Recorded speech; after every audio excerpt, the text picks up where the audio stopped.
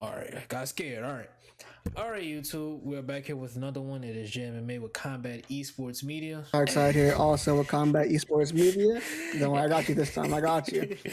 And we're back here with another one today. We have the highly touted, many of you, if you play Fight Night Champion, you will know his name, Mr. Fight Night's Finest. Fight Night's Finest, how you doing today? Big chilling. How's it going, guys? Chilling, and Yeah, we chilling. yeah, we doing good today, man. And before we get into it, man, if y'all have not already, please hit the subscribe button, that like button, and also, most importantly, please follow us on Twitter. That's where you will get the live updates on everything going on in the esports community, man. So without further ado, let's start it off. All right, so this is actually a pretty interesting interview we have here because a lot of people might know a lot of different guys in the UFC community and a lot of people who've been around for quite a long time.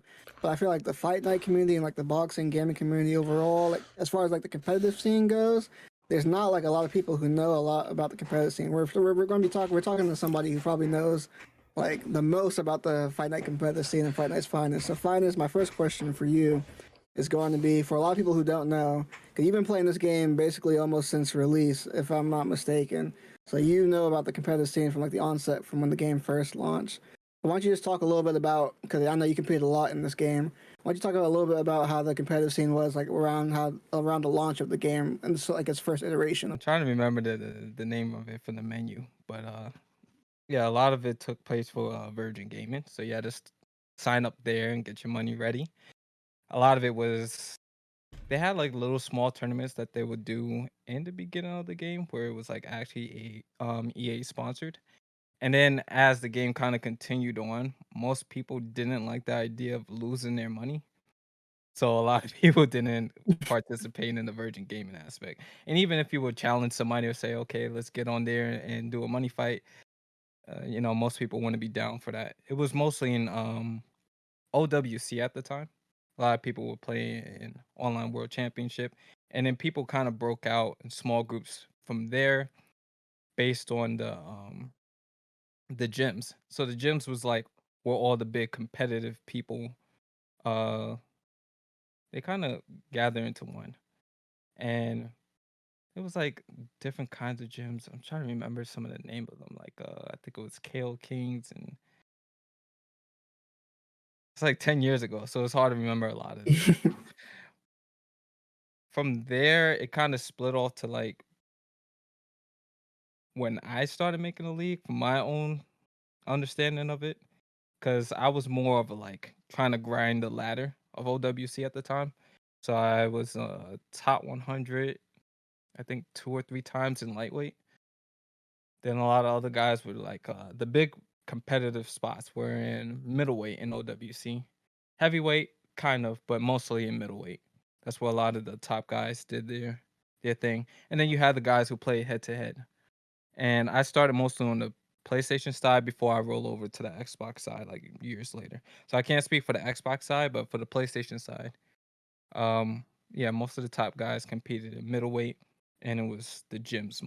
Yeah, and like you said, it was 10 years ago, so that's a long time. But like Dark mentioned, you've been in the community, the Fight Night Champion community for so long, and to see kind of a resurgence of like players coming back to play in the game, you see like a upscale in leagues and in gameplay videos and content creation. How do you look at that to see like, wow, man, 10 years later, people are still playing the game? I mean, I'm glad that it's not dead, and I'm glad that a lot of people have stuck around. Like some of the same people you run into all the time, which makes for pretty interesting matchups when you know how certain people play and how everybody adjusts their style to the specific player that they're going against. I don't play as often nowadays, and I'm not too sure what's going on with the content creation because I barely watch YouTube videos or anything of that sort as of now. But when I do tune into them, it's good to see that people try their best to either explain how to deal with a lot of the problems. Like a lot of people make content based on trying to help people improve the game, which was how I started. So I do like that.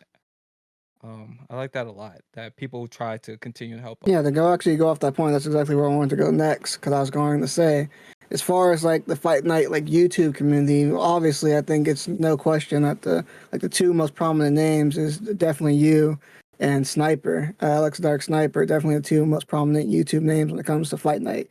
It feels like everybody who plays Fight Night at some point or another. I mean, you probably have the most tutorials out of anybody when it comes to Fight Night Champion, at least from what I've seen.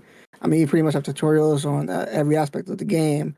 Kind of like take me back, like how did you get like so deep into like the mechanics of you, like for people who don't know or haven't seen like most of your videos like from back then when you first started making like tutorials for Fight Night Champion, like you actually go real in depth on like a multiple things that probably even players who play now probably have no idea about, like different punch styles, how it affects whether certain shots are successful, using the stick, the punches are faster and more powerful. Like a lot of people don't even know that. But like, just tell me how, like, when you were coming and making tutorials, how did you get so much game knowledge on the game?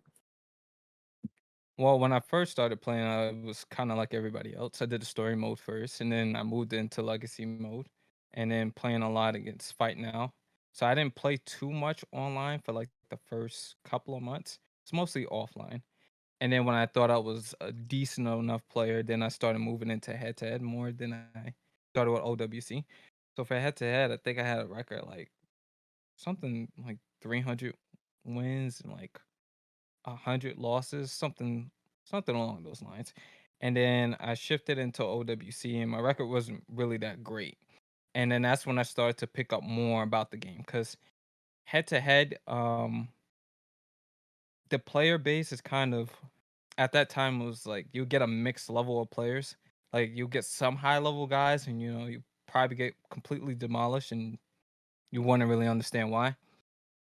And after that, it was like when you moved into OWC, you start to get familiarized with what works in the game. Like after patches, or just when you face some of the top level guys as you rank your character up, you'll notice like certain things were really strong. Like in the beginning of the game, it was perfect block. Everything was about perfect block.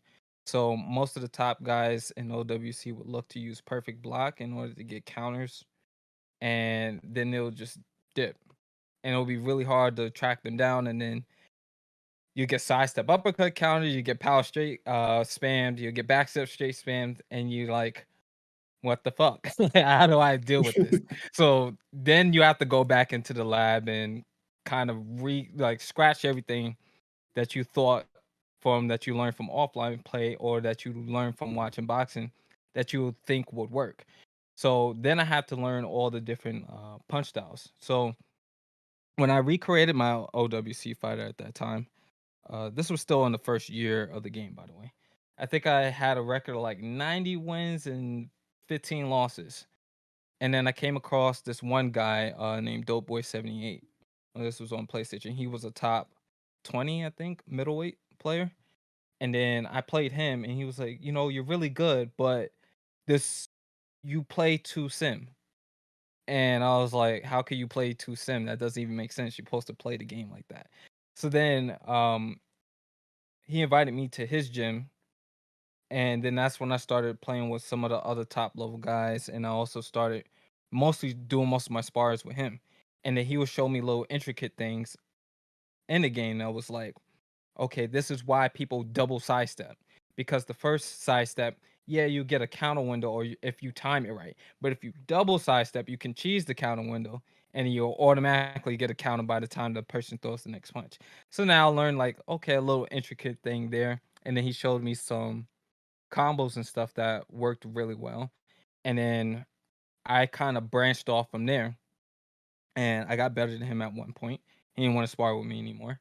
So then I would just grind OWC by myself and kind of stay away from the gyms. And then I kind of refined it into my own style, and doing just a lot of labbing against the computer to determine like, okay, what's punch styles are best, what matchups are good, and then going back into head to head, then you learn all the matchups now that you have a good understanding of how to play the game. Then you realize certain guys you can't outskill them no matter what matchup you have. So that's when I dropped the whole idea of I have this thing on my channel where we call Evander Holyfield like the poster boy of sim players, because he's balanced but he's not too strong. So he's not like Mike Tyson or Rocky Marciano level strength. He's Right. definitely not Frost, because Nobody uses Frost. And then yeah, so I kind of branched off from there, and I learned all the matchups from there. What's good, what's not good, and then playing against the other top players, you'll notice like certain punch styles will be really strong. Like any character that's really has high strength, like a 98 strength or a 90 strength, and has like a power punch style, you'll notice they are able to land easier than an opponent who lands or who uses a speed punch style. So it'll be a lot harder to be accurate, or it'll be a lot harder to land, and you had to do more work. So then back into OWC, I know I'm like shifting all over the place, but then you go back into OWC, and then you realize like inside fighter, all the best players have inside fighter or brawler. Every other style, like yeah, you see some things with counter puncher, but I was using boxer puncher when I first started playing the game, and then I realized it's not good to be balanced. It's good to be strong, and then you can let your versatility take over from there because you're not locked into a particular style. The game doesn't lock you into a particular style of how you play. Like you could have an inside fighter build, but be on the outside and get the same result. So it's better to just play with an inside fighter build, and then that's how you learn the meta. A lot of experience in a lot of matches and helping people. Yeah, and let's shift a little bit over to the next boxing game that is highly anticipated in eSports Boxing Club, and they have been gaining quite a ton of attraction. I've heard some Fight Night, the OG Fight Night players' opinions, like the LX Dark Snipers. I've talked to Melky. I've heard Poe's, shout out to Poe. I've heard his takes on it. But you particularly, you see the game, and you, like I said, you're an OG around Fight Night champion. Is there anything that you're looking forward to with eSports Boxing Club? Is there anything you'd like them to improve on? Just like, what are your overall thoughts on the game itself from what you've seen? I've been very reserved about giving my opinion when it comes to ESBC, mostly because I feel like a lot of people haven't given the game a full chance to really it's not like it's fully developed and we have all the knowledge of how the game is going to be. Still in like beta or like alpha stage, and even seeing the recent content creator event that they had. The game was very buggy and very glitchy, so it gives you an idea of what's going, like the direction they're headed into, but it's still at the point where the game could completely do a 180 and transform itself into something else. So I don't feel like we have enough information to really go about give an opinion about what to be excited about and what not to be excited about. I guess the biggest thing I could say that I'm happy to see is that the game looks like it's trying to do a lot of things in a sim way, so I'm happy about that. But I also don't understand like how the stamina system works, you know? I remember I think Boxing Fanatical was saying that you could pretty much throw 1,000 punches and not be tired or something like that. All So right. I feel like the game's still too early to judge and give opinions based off of. Like if you play like PC games or anything like that, when you see a game that's in beta or alpha stage, and it's made by like a indie company or a new company, I try not to give any type of opinions about it. So that's why I've been very reserved on my opinion about it. Yeah, we definitely can understand that too. And actually, I think that's actually a good point, specifically because from at least from my money, I think you're probably one of the best, like as far as simulation goes in Fight Night, as sim as you can be. Probably one of the best simulation players, definitely that I played against for sure, and definitely that I've seen also probably for my money.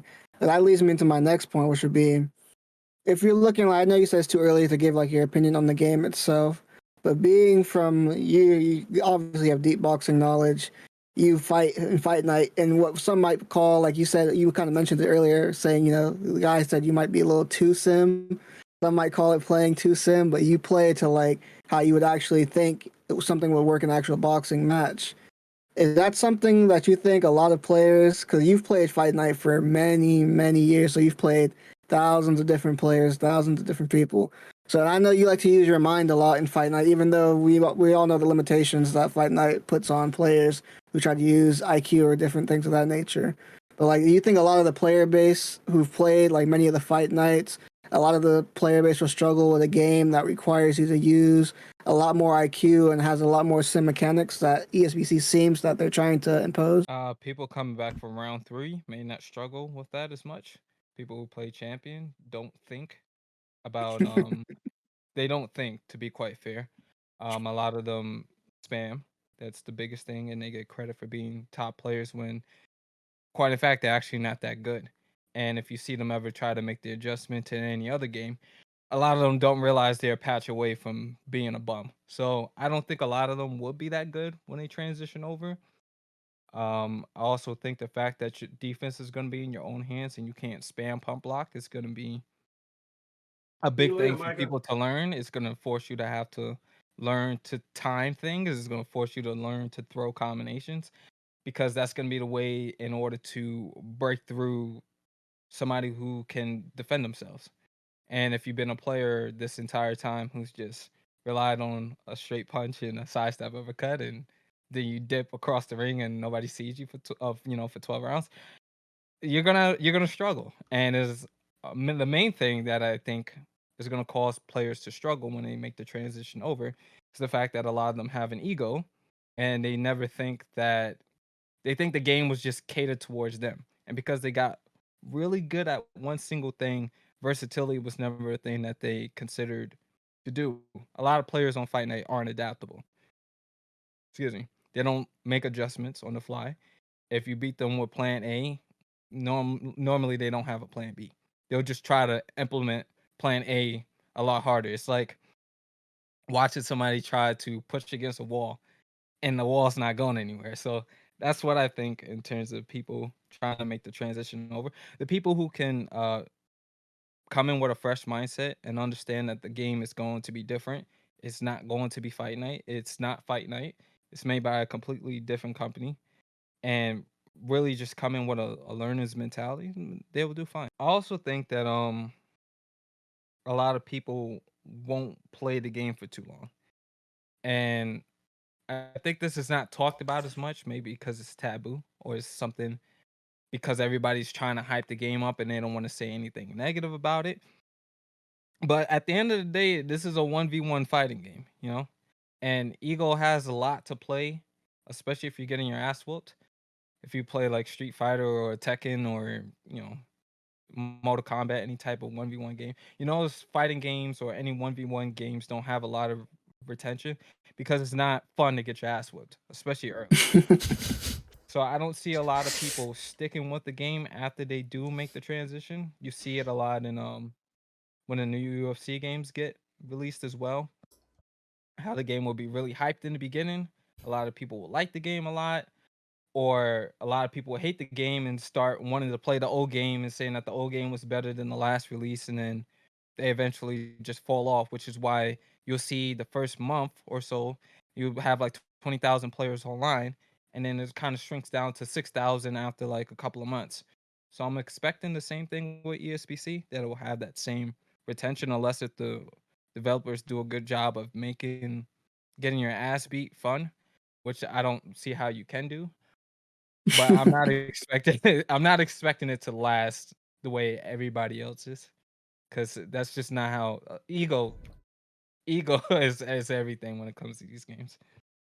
Yeah, and you brought up the UFC games, and I know you particularly are not a part of that community, but EA, it's kind of crazy. Every community is similar in their in a way, but I know you see a lot of the UFC 4 and the UFC guys transitioning over to Fight Night Champion, and I've seen many of their takes about boxing games and things like that. Do you have any advice for those type of players, that because I've been seeing a lot of boxing is too long and I want to get in there and finish them, and I don't like being patient and using IQ. So would there be any advice that you would like to give to them for a boxing game like an esports boxing club that's going to be super sim and that's going to require patience? Drop your ego. Shit, that's all you need Boxing to is say. about IQ. And the thing with EA and what I've noticed, because I played 2 and I played 3 for UFC. I didn't play ranked or anything too much. But what I did notice is that anytime when it came to patches, people cried their way into getting things that were sim taken out of the game.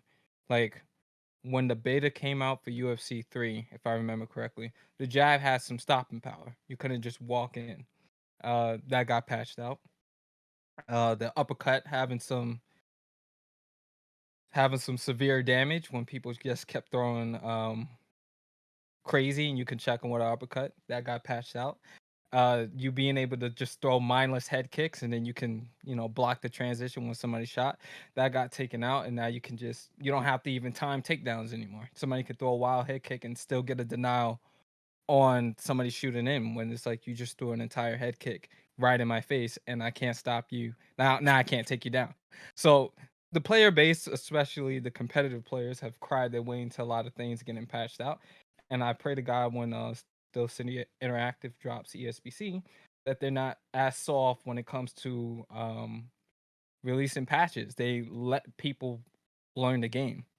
And only when things are extremely like glitchy or buggy or is a severe problem do you patch it. You don't just drop a patch because the community is complaining. Let the skill gap take effect and then patch things when it's obviously unfair. Yeah, I mean, you definitely had a good point right there.